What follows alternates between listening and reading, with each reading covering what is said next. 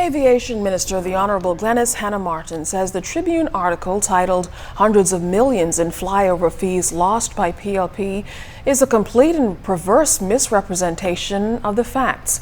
Hannah Martin was addressing a press conference today when she said the facts as they relate to the Bahamas flight information region and overflight fees are clear, noting that despite the criticism of the current government, the Progressive Liberal Party is the only administration which has actively made the effort to gain control of the country's airspace and the payment of overflight fees for Bahamians.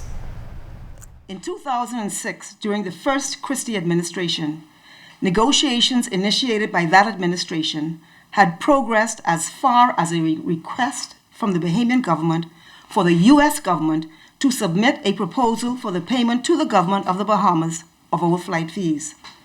The proposal was subsequently received from the FAA in late 2006. The claim that the Bahamas, or in the words of the Tribune article, the PLP, only initiated discussions on a Bahamian FIR in 2014 is therefore false.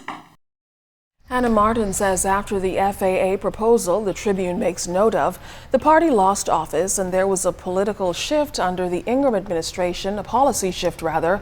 She says during that time, the Prime Minister, the Right Honorable Hubert Ingram, told the public the country would never control its own airspace. Hannah Martin also noted that it was of particular note that when the country struck the deal with the U.S. to gradually reclaim full ownership of its airspace, that story was virtually buried in the newspaper. In 2012, the Christie administration recommenced with vigor the discussions which originally led to the 2006 proposal from the FAA.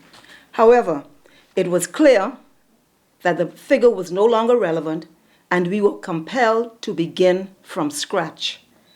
The recent announcement of the exemption of overflight fees of Bahamian aircraft which take off and land in the Bahamas is the result of diligent, dogged, and sustained efforts by the Bahamian government, led by a multi-agency Bahamian negotiating team.